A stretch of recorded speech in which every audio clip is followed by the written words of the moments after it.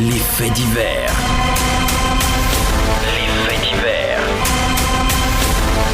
Abdul Maïga, d'origine nigérienne, la quarantaine à l'époque des faits, contrairement à plusieurs compatriotes, a choisi d'être chauffeur de taxi-compteur à Abidjan. Selon nos sources, nous sommes à une période où la Côte d'Ivoire traverse sa première crise et où, dès qu'une personne a un accoutrement jugé bizarre, il est qualifié de rebelle. Le jour des faits donc, Abdul Maïga quitte la maison et commence à tourner en quête de potentiels clients. La journée se déroule bien jusqu'à ce qu'à un moment, il soit hélé par un homme. Sans prêter attention, il laisse embarquer le nouveau client, direction Abobo PK18. Quelques minutes plus tard, Abdul Maïga sent un mal-être.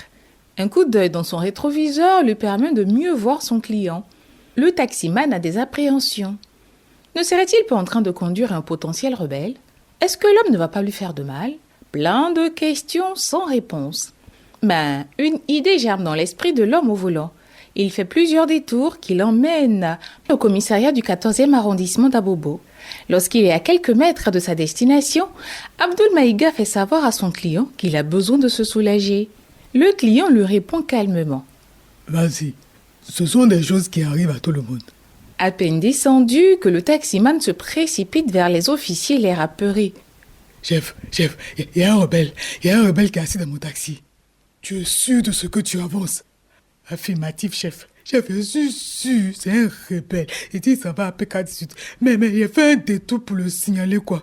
Tout en indiquant la position de son véhicule, Abdul Maïga refuse d'accompagner les policiers. Les forces de l'ordre, en alerte, s'équipent immédiatement et se préparent pour capturer le prétendu rebelle. Discrètement, mais déterminés à mener l'opération avec succès, les policiers se rendent sur les lieux. Mais à leur grande surprise, ils ne trouvent personne dans le taxi. Ils rappellent Abdul et lui font savoir qu'il n'y a aucun danger. Ils ne manquent pas de le réprimander pour son attitude. Confus, Abdul remonte dans son taxi et prend la route. 5 minutes plus tard, le client réapparaît à la même place dans le véhicule et s'adresse tout calmement au chauffeur. Mon frère, pourquoi tu as fait ça? Est-ce que depuis que je suis monté dans ta voiture là, je t'ai donné une raison de douter de moi? J'ai vu toutes tes manigances depuis le début. Si je voulais te faire du mal là, il y a longtemps il est fait même. J'aurais même pu partir avec ta voiture dans une autre ville. Faut plus faire ça. Je suis un dozo, je suis pas un rebelle. Faut te calmer, tu vas me déposer à PK18. Selon nos sources, c'est tout tremblant que Abdul Maïga reprend la route jusqu'à PK18.